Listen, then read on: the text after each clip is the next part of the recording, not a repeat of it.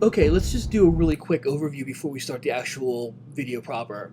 The first picture that you're seeing is from February 2018 when he first began training, which is about a year and 10 months ago. The second picture that you're seeing is from September 2019 when we first started the basic program. And this last picture that you're seeing, the third, is from December 2019 when you see us basically finishing the first phase. Okay, now we're going to continue. Okay, good evening, ladies and gentlemen. For those of you that follow Dylan's channel, you'll probably remember that back in the summertime, we did this contest of who wants to work out with James or who wants to be trained by James. And 3 people were chosen to do that. 2 of them were unable to continue after about a month, month and a half, maybe 2 months. And I'll be doing a video on them later to show their results because they were good, but obviously they weren't able to finish the entire program. Mr. Hung, James Hung, he was actually the one person to finish the entire program, and this video is going to be about him, obviously. What I'm going to do now is I'm going to speak a little bit generally about the program itself, and then have him talk about it, and then I'm going to finish up with some general comments. And then if you have any questions or you're interested at all about it, you can put them in the comments, and I'll either answer them directly there, or else maybe even do another video about them later. Okay, so his basic goal was to increase the overall muscularity of the way he looked. At first he thought he wanted to go bigger, then he realized he wanted to get leaner. Ultimately, we just decided to see what kind of recomp we could do to create the best look possible in that time frame. It was a little more difficult because he had been, at one point in his life, almost like a little bit of skinny fat, so if he put on weight, it tended to show in his stomach, so we had to be careful what we did with calories. So there's 2 major factors in any kind of thing like this. The one was what he's eating, and the other one is how he's training. So in the first thing we did was, as strictly as possible, given the fact that he worked and he had to go to school, we had him count his calories. And we would adjust anywhere between maintenance calorie or estimated maintenance calories minus 700 to maintenance calories plus 10%, depending on how he was feeling, how he was looking, and just his everyday life. Now, for working out, was a little bit different. What I find is that most people don't work out hard enough. I mean, they really just don't push it as hard as they think they do. So what we did was we combined and started with tension in the workout, and then we would finish off with volume to try to get the best of both worlds a little bit.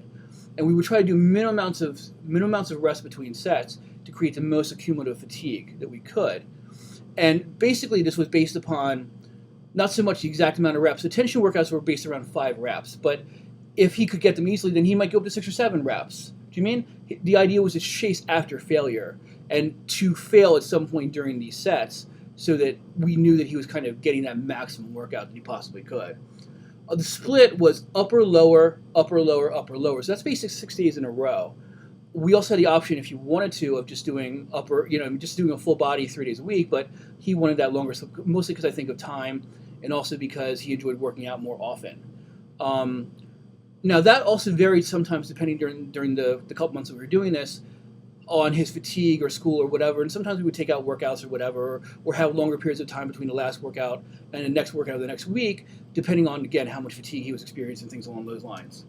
Now, in order to make this more interesting, what we did was, or to make it a little bit easier so you can eat more food, is we created a base activity level based upon an hour of walking every day. So no matter what else he was doing, no matter how busy his day was, we asked him to walk around an hour every day. Now, obviously, not every day was like that, but it creates a nice higher activity level that enables you to eat more calories and still get the same kind of body fat loss.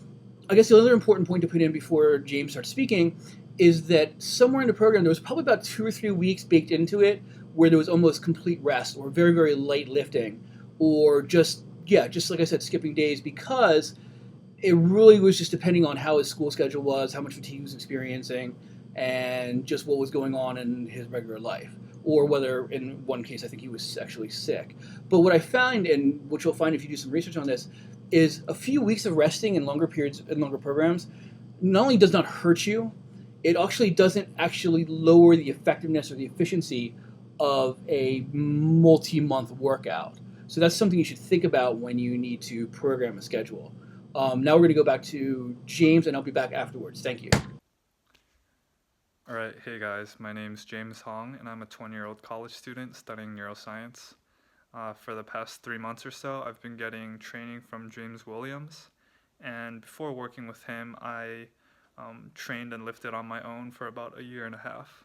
So I've been watching YouTube videos, reading articles, so I knew the basics of like progressive overload, eating at a surplus to gain size or deficit to cut body fat. But definitely, I found that having someone keep you accountable, making sure that you're staying on track, was extremely helpful in reaching and getting closer to my physique goals. Uh, Probably the biggest change we made was going from push pull leg split to an upper lower split. This really helped me increase my training volume and intensity. I was basically hitting my body parts more often and able to really focus on my compound lifts and make sure that I was going heavy. Um, I actually really enjoyed the upper lower training split because I was able to hit um, my body parts that I enjoyed hitting more often, doing my favorite exercises like overhead press, incline press, and also like the lat pull down, pull ups basically every other day, while also basically being kind of forced to hit legs every other day just so I could bring them up as a weak point. Uh, in terms of nutrition, the biggest change that we made was focusing on trying to um, improve my body composition. So before I was about um, 20% body fat, maybe a little less, but I was quite skinny fat, I'd say, and I was able to go down to about 12%. Basically, we found our maintenance calories and then just played around with the carbs to make sure that I was steadily decreasing body fat while still not going too aggressively so that I could still maintain and actually increase my strength a little bit. Um, Another thing that I found really helpful was just having another person keep me um, in track and make sure that I'm not making mistakes I might make if I'm just going completely on my own. Just being able to ask about what kind of supplements or what kind of things to do when roadblocks or like I got sick or um, modifications I can make to my training or diet. It was extremely helpful to have someone knowledgeable just to talk to and get advice from. Um, yeah, definitely shout out to James Williams and hope everyone has a happy new year.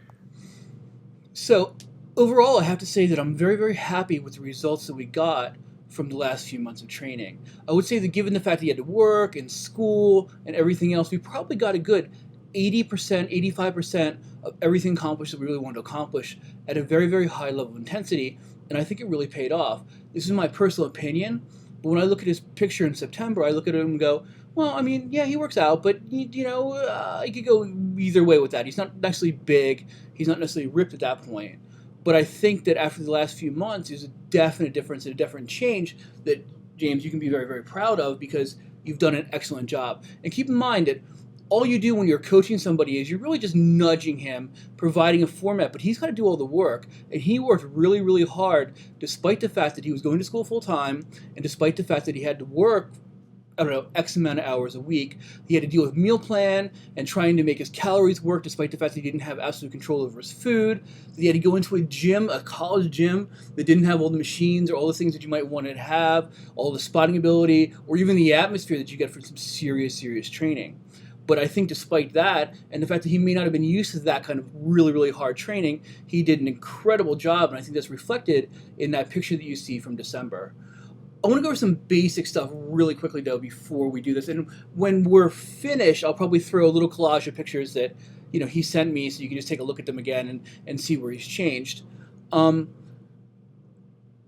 the bottom line is most of the time people just don't work out very hard.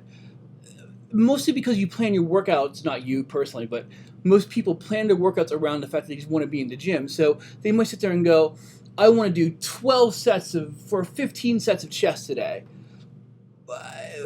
in 4 different exercises. And the problem is they'll take it easy on the first 2 or 3 exercises so they can complete the last exercises they're going to do to fill that arcane number, even though it has got nothing to do with the level of intensity they're trying to achieve.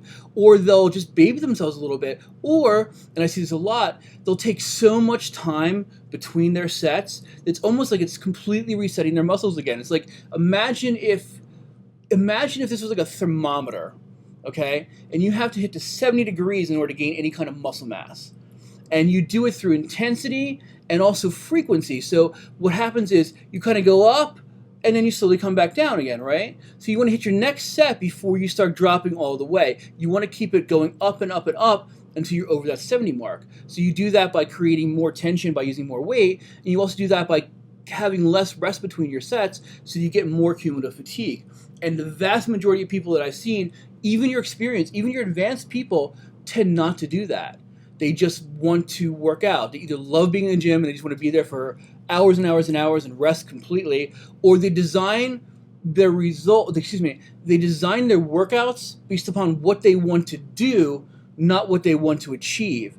Because remember, when you start talking about goals, you always want to begin with the end in mind. If you're not sitting there going to the gym going, I want to achieve the maximum muscularity that I can, therefore I'm going to work backwards from the amount of sets that I need, at the intensity that I need, at the rest periods that I need, that's how you design something. If you just walk in the gym and go, well, I want to do a bunch of stuff, that's fine, but it's very masturbatory.